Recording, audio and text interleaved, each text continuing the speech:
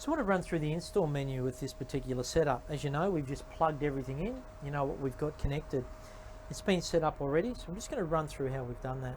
We hit the mode button, gets into change settings. We're going to go down to install menu, option 5. Get to option 5, hit enter.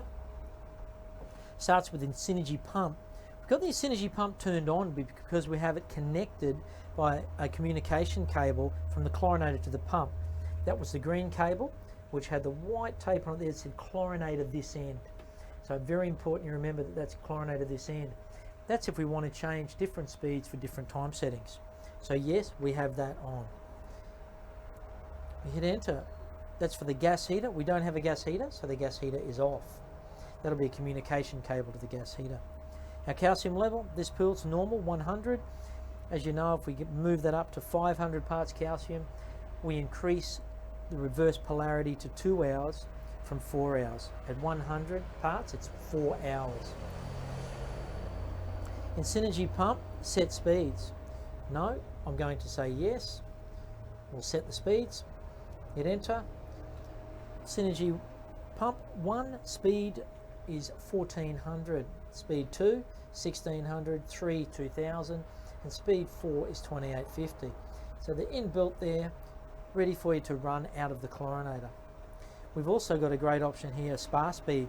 So with your app, if you move it from pool to spa mode, your actuator tunes, you've got water running into your spa, you can increase the pump speed so your jets will then flow, or reduce if you don't want as much water in there.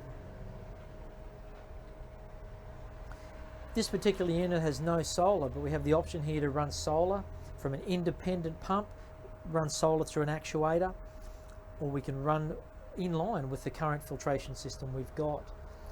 We're not using solar on this setup. Setting up our channels here. So channel 1 is always the filter pump. Channel 2 on this particular one, as you know, we've set up lights. Channel 2 is lights. For us, it's a Spa Electrics light.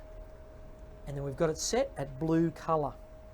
So it's all set up for you there. You need to put what type of light it's in, so you have the ability to change light colours and settings through the app.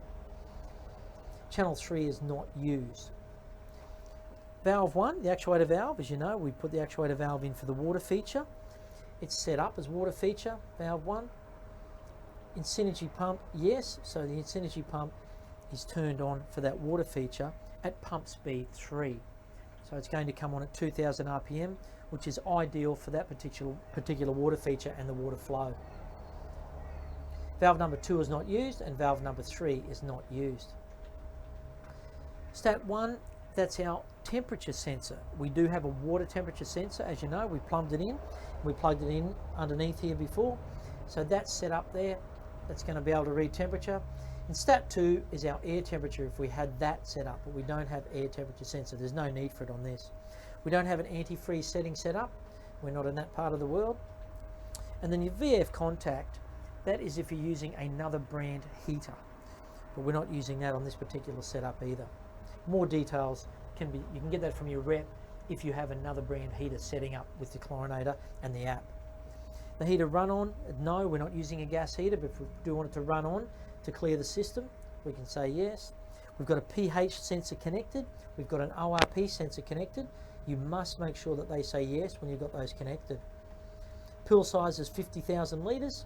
You can work that out pretty easily. Spa size is 1,000. And then we're back to return to factory settings. Once you've set that up, don't hit yes on this button.